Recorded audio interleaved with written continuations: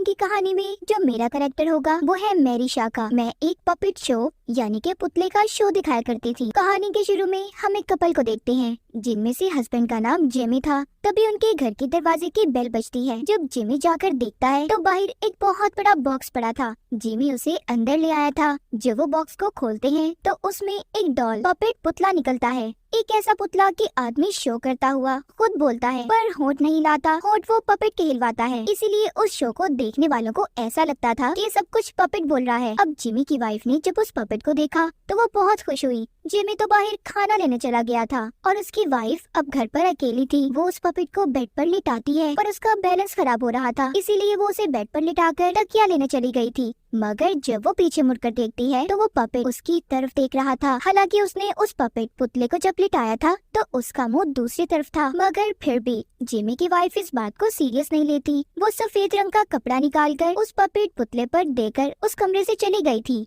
इसके बाद जब वो अपने कमरे में गई तो तभी उसे एहसास होता है जैसे कमरे में पपेट के अलावा भी कोई है। रेडियो में से अजीब अजीब आवाजें आ रही थी। घड़ी की टिक टिक भी बंद हो जाती है। साथ ही गैस पर जो केटल पड़ी थी जिसमें चाय बन रही थी उसकी आवाज भी बंद हो गई थी। तभी जिमी की वाइफ को किसी बच्चे के हंसने की आवाज आती है। जब वो उस कमरे में जाती है जहाँ पर उसने पपेट रखा हुआ था, जैसे ही वो उसका कपड़ा हटाती है वो सफेद चादर उस पर लिपट गई थी। किसी काली ताकत ने जिमी की वाइफ को उठाकर दरवाजे के पास फेंक दिया और जब वो भागने की कोशिश कर रही थी तभी उसे एहसास होता है कि उसके पीछे कोई है। कोई अनजान ताकत उसके पाँव कमरे में खींच लेती है। हम सिर्फ जिमी की वाइफ की चीख ही सुन पाते हैं। जिमी भी घर अब वापस आ गया था। वो अपनी वाइफ को आवाजें लगाता है तो वो उसे बताती है कि मैं अंदर कमरे में हूँ। वो जब कमरे के दरवाजे के पास जाता है जहाँ पर खून ही खून था, वो अपनी वाइफ को फिर से आवाज लगाता है कि तुम कहाँ हो। फिर उसे अपनी वाइफ की यही आवाज आती है कि मैं अंदर हूँ। अब जब वो उस कमरे में जाता है तो वो सफेद कपड़े को उठाता है जो उसकी वाइफ ने पपेट पर डाला था। वहाँ पर उसकी वाइफ की लाश थी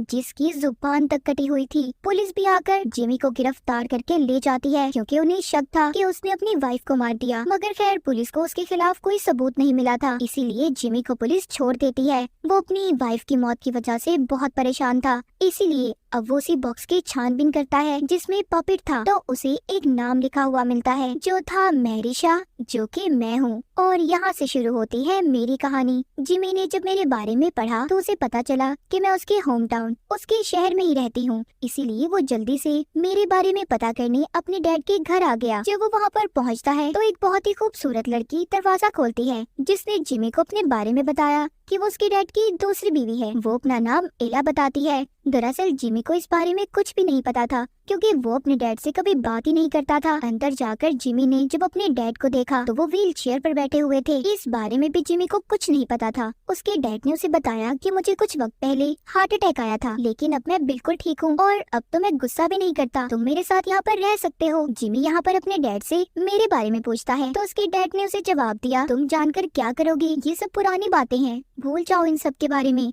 रात को जब जिमी सो रहा था तो उसके सामने मेरा पपेट आकर बैठ गया। मैंने उसे आवाज लगाई। जब उसने मेरे पपेट की तरफ देखा तो उसकी आंखें हिल रही थी और बहुत ही खौफनाक चेहरा उसके सामने आ गया जो कि जाहिर है मेरा था। जिमी बेचारा डर गया और कमरे की लाइट जला देता है। फिर जब उसने देखा तो वहाँ से मैं जा चुकी थी। अगले दिन जिमी अपनी वाइफ के फ्यूनरल के लिए कब्रिस्तान जाता है। जब वो वापस आ रहा था तो रास्ते में उसने एक बूढ़ी औरत को देखा। जब वो उसके पास जाने लगा तो वो बूढ़ी औरत उसके सामने आ गई। वो बताती है तुम्हारी वाइफ को मेरिशा ने मार दिया, यानी कि वो मेरे बारे में बता रही थी। जिमी सुनकर कहता है क्या, किसने मार दिया? उस औरत ने मुझे खत्म करने का तरीका भी जिमी को बताया कि अगर वो मुझे खत्म करना चाहता है तो उसे मेरे पपेट को दफनाना होगा। तभी वहाँ पर उस औरत का हस्बैंड आ गया जो कि उसी कब्रिस्तान में काम किया करता था। उसे वापस अपने साथ ले जाता है।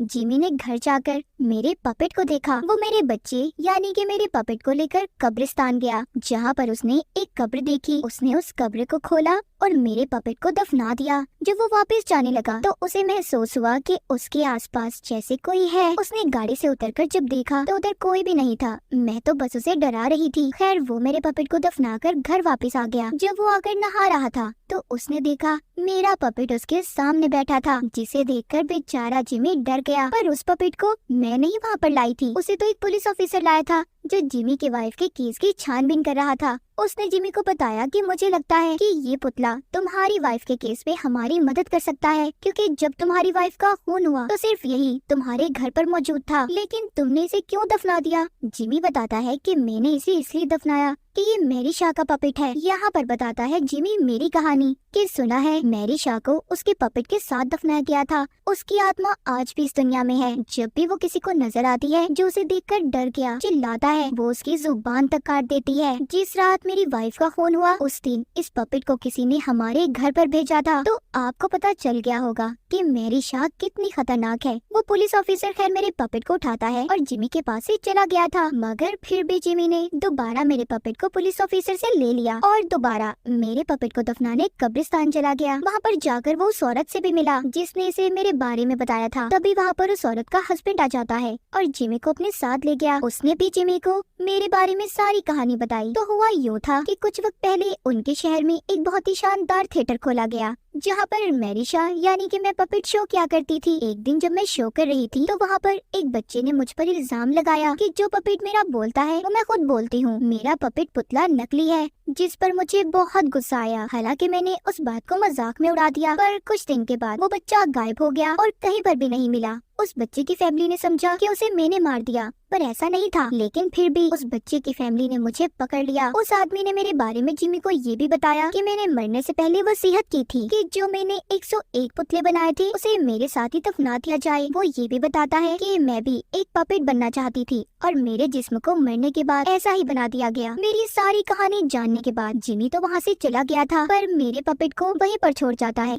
कुछ देर के बाद उस बूढ़े आदमी को आवाज आई जिसके घर पर जिमी मेरा पपेट छोड़कर गया था। उसकी बीवी मेरे पपेट से बातें कर रही थी। वो भागकर पपेट के पास आया और उसे अपने साथ ले जाता है और ये कहता है कि मैं इसे असली जगह पर छोड़ कर आऊंगा। अब जब वो मेरे पपेट को दफनाने जा ही रहा था, वो नीचे बेसमेंट में जाता है जहाँ पर मेरा पपेट उसकी तरफ ही देख रहा था। कुछ देर के बाद मेरी आत्मा भी उसके सामने आ गई। वो आदमी बेचारा देखकर चिल्लाया मुझे, और जो भी चिल्लाएगा उसके साथ बिल्कुल अच्छा नहीं होगा। मैंने उसकी जुबान खींचकर उसे भी मार दिया, क्योंकि इसने जिमी को मेरे बारे में बताकर अच्छा नहीं किया था। उधर दूसरी तरफ जिमी उसी थिएटर में पहुंच जाता है जहाँ पर मैं शो किया करती थी। वो पूरी तरह से वीरान था, क्योंकि मेरे बाद वहाँ पर किसी ने शो ही नहीं किया। वहाँ जाकर हर जिमी को मेरे बारे में और बातें पता चली कि जो बच्चा गायब हुआ था जिसने मेरा मजाक बनाया था वो कोई और नहीं बल्कि जिमी के दादा का भाई था। ये सब जानने के बाद जिमी दोबारा से अपने डैड के पास गया और उनसे पूछा कि सच क्या है। अब यहाँ पर जिमी को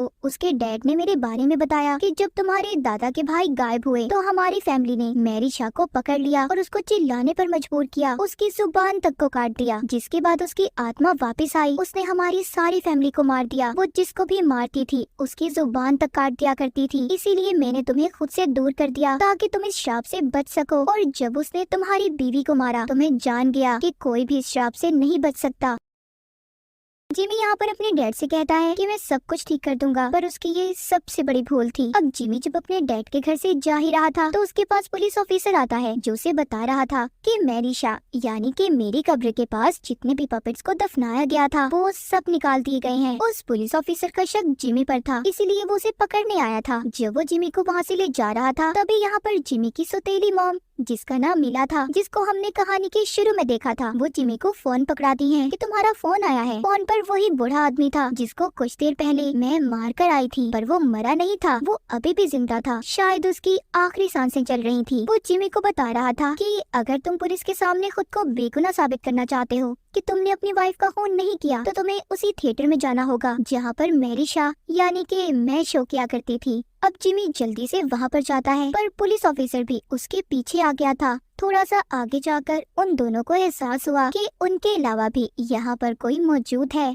जब उन्होंने अंदर जाकर देखा तो वहाँ पर मेरे सारे पपेट्स थे जिनको मैं कब्रिस्तान से निकाल कर लाई थी। जी हाँ, उन पपेट्स को मैं लाई थी। मैंने उन्हें बहुत ही खूबसूरत तरीके से शोकेस में रख दिया था। तभी उन्होंने जिमी के दादाजी के भाई को भी देख लिया, जिसको मैंने आज से 70 साल पहले अगवा करके पुतला बनाकर यहाँ पर रखा हुआ था। मैं ही थी। उस बच्चे को मैंने ही पकड़ा था जिसने मेरा मजाक बनाया था। तभी वहाँ पर जिमी को एक कुर्सी की आवाज आई। उसने देखा उस कुर्सी पर बहुत ही बड़ा पपेट पुतला बैठा था। उसमें मेरी आत्मा थी। जिमी समझ गया था। वो मुझसे पूछता है कि तुमने मेरी वाइफ को क्यों मारा मैरिशा। मैंने उसे बताया कि तुम्हारी वाइफ माँ बनने वाली थी, इसलिए मैंने उसे मार दिया क्योंकि तुम अपने खानदान के आखिरी आदमी हो। मैं तुम्हारे सारे खानदान को खत्म कर दूंगी। इतने में पुलिस ऑफिसर ने उस पपेट मेरे पुतले पर गोली चला दी, जिसके जरिए मैं जिमी से बात कर रही थी। तभी मैं गायब हो गई। मेरे जितने भी पपेट्स थे सब जिंदा हो गए। जिमी के हाथ में जो लालटेन थी उसने मेरे पपेट्स पर गिरा दी, जिससे वो सभी जलकर खत्म हो गए। अब वो दोनों निकलना चाहते थे, पर इतने में पुलिस ऑफिसर का पाँव फिसल जाता है और उसकी गलती से चीख निकल गई थी। फिर जो भी चिल्लाता है वो मुझसे बच कहाँ पाता है। पुलिस ऑफिसर की जुबान को काटकर मैंने उसे मार दिया। जिमी बचकर जाना चाहता था।